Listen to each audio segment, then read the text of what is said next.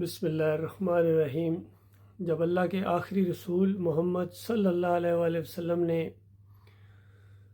توحید کی دعوت اٹھائی، تمام انبیاء کی یہی سنت رہی ہے، اللہ کا یہی حکم رہا ہے، ان اعبدوا اللہ واجتنبوا الطاغوت، کہ اللہ کی بندگی کرو اور اللہ کی بندگی کے راستے میں جو چیز حائل ہے وہ طاغوت ہے، اس کا کفر کرو، اس سے اجتناب کرو، اس سے بچو، اس کو ٹھوکر کے ساتھ پیچھے ہٹاؤ جو تمہارے اور تمہارے رب کی رحمت کے درمیان حائل ہے۔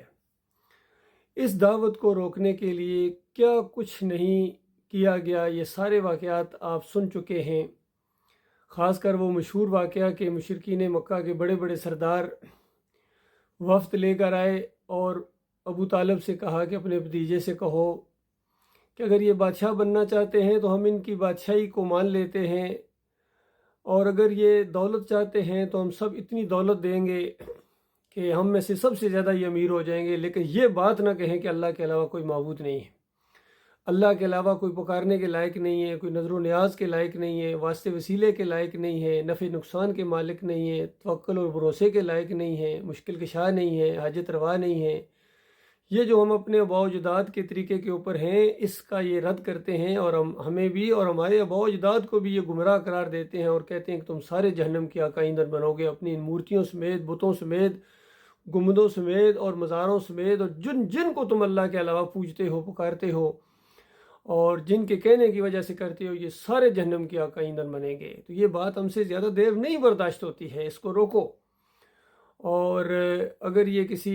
خاتون سے شادی کرنا چاہتے ہیں تو وہ بھی ہم ان کو کرائی دیتے ہیں، اگر ان کے دماغ کا کوئی معاملہ ہے تو اس کا بھی علاج کرائی دیتے ہیں، ہر طریقہ اختیار کیا، لیکن نبی علیہ السلام کا کتنا خوبصورت جواب تھا، ہم ان کے امتی ہیں۔ نبی علیہ السلام نے فرمایا، چچا ان کو کہہ دو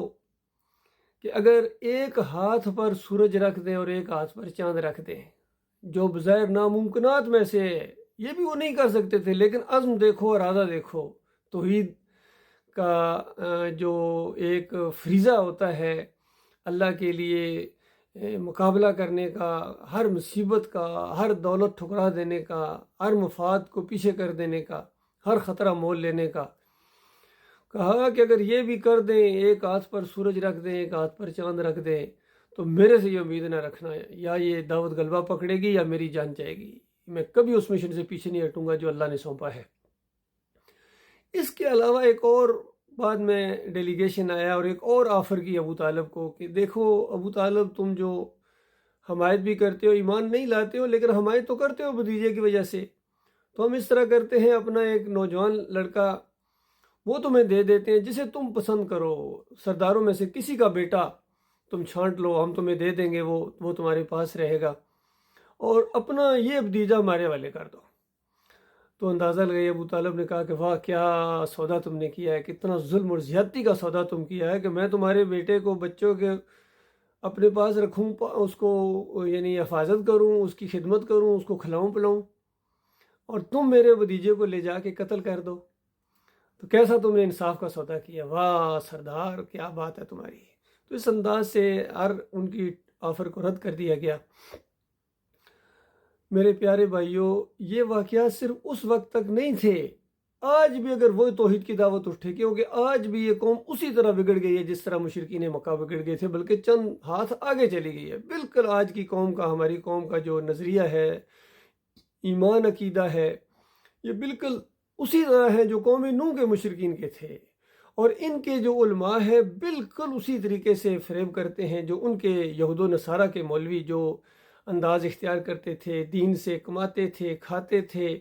اور عوام کو گمراہ کرتے تھے، ہر طرف سے ان کو ورگلاتے تھے، توحید کی دعوت کو آگے نہیں بڑھنے دیتے تھے۔ آج بھی اگر توحید کی دعوت اٹھے گی تو سب سے پہلا گروہ جو اس توحید کی مخالفت کرے گا یہی علماء کا، اور ان کے اکابرین ہوں گے، ان کے عقیدے ان کے اوپر چوٹ پڑے گی چونکہ،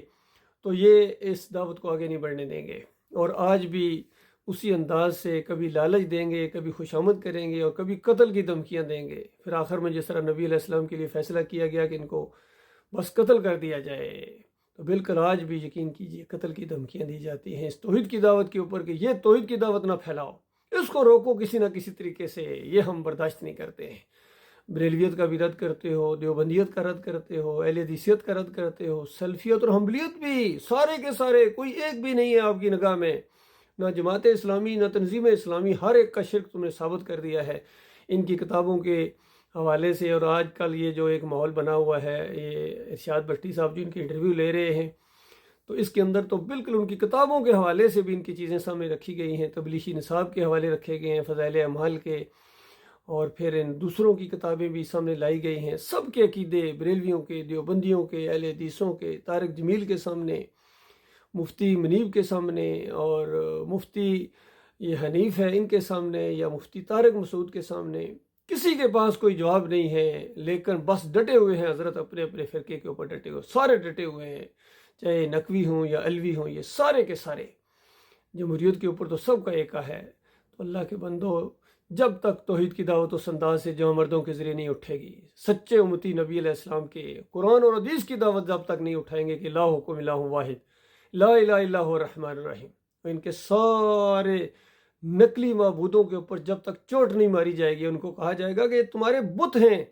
ہندوؤں کو کہتے ہو کہ بت پرستی کرتے ہو، تم بھی مسلمانوں بت پرستی کرتے ہو، تمہارے یہ مندر ہیں، یہ تمہاری جتنی درگاہیں ہیں، یہ تمہاری خانگاہیں ہیں، اور تمہارے یہ گنبد ہیں، یہ بالکل سومناتھ کے مندر ہیں۔ بری امام کا بت ہے، علی جویری کا بت ہے لاہور کے اندر، باٹی لاہور والو، تم زندہ دل ہو یا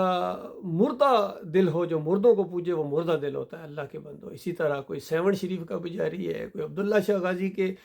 گھٹنوں میں لیٹا ہوا ہے، سجدے کر رہا ہے، کوئی محی الدین چشتی کے لنگر وہ اتنے بڑے بڑے دیش کے پکا رہا ہے، وہاں دال یہ غیر اللہ کی نظر و نیاز، چاہے 11ویں کی شکل میں ہو، چاہے لنگر کی شکل میں ہو، چاہے پنڈارے کی شکل میں ہو، چاہے 12 ربیع الاول کا کیک ہو یا 10 محرم کے شربت ہوں، اس کو غیر اللہ کی نیاز کو اللہ تعالیٰ نے 4 جگہ سور سے زیادہ حرام اور نجس قرار دیا ہے اللہ کے بندو۔ یہ بات تلخ ضرور ہے، لیکن یہ حقیقت ہے۔ یہ مسلمان جب تک شرک سے توبہ نہیں کریں گے، ان کے اوپر اللہ کے عذاب کے کوڑے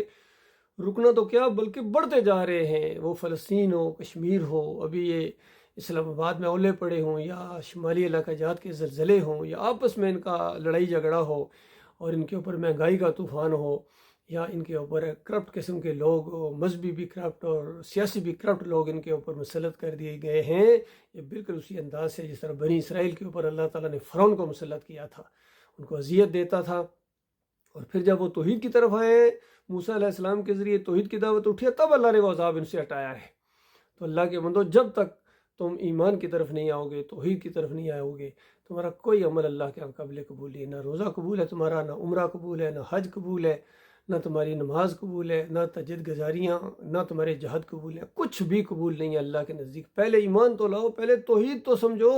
کہ الہکم الہ واحد، تمہارا الہ تمہارا اکیلا معبود ہے، سارے بتوں کو توڑو، سارے ان مسلکوں کو چھوڑو اللہ کے بندو۔ میں تمہارا بھائی ہوں، میں کوئی مولوی نہیں ہوں، میں کوئی پیر نہیں ہوں، میں کوئی سیاسی لیڈر نہیں ہوں، میں تمہارا اپنا بھائی ہوں، یقین کرو۔ 7 پنجاب ریجمنٹ کا میں افسر ہوں، الحمدللہ آپ کا بھائی ہوں۔ فوجی بھائیوں کے لیے بھی ایک پیغام ہے، سویلین بھائیوں کے لیے بھی یہی ایک پیغام ہے کہ جب تک تم شرک کو نہیں چھوڑو گے، تمہاری جان جہنم کی آگ سے نہیں بچے گی۔ جنت کی بات چھوڑو، ابھی پہلے جہنم سے بچنے کا تو کچھ انتظام کرو، اور وہ شرک کو چھوڑے بغیر اور طاغوت کا رد کیے بغیر اور مسلک پرستی کو چھوڑے بغیر تم کبھی جنت کے اندر داخل نہیں ہو سکتے، اس کی خوشبو تک نہ پا سکو گے۔ بالکل آپ کے کان یہ بات سن رہے ہیں، پھر نہ کہنا کسی نے بتایا نہیں تھا۔ اللہ تعالیٰ غور و فکر کرنے کی توفیق عطا فرمائے۔